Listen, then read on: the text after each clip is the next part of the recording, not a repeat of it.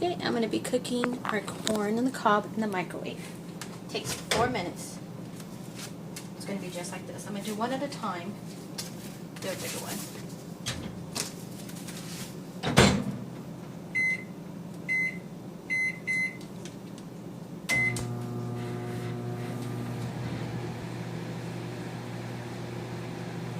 Okay, all we need is this knife, this, and it'd be so easy to take it off of the,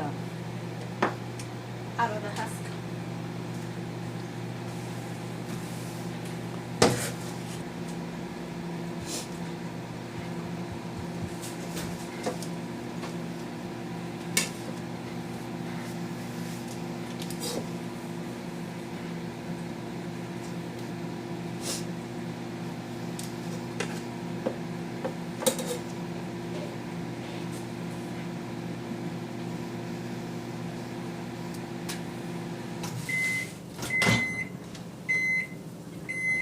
Okay, get it out with the towel because it's really hot.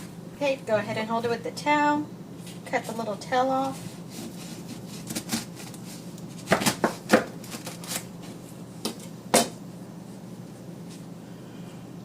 Clean. That's all to it.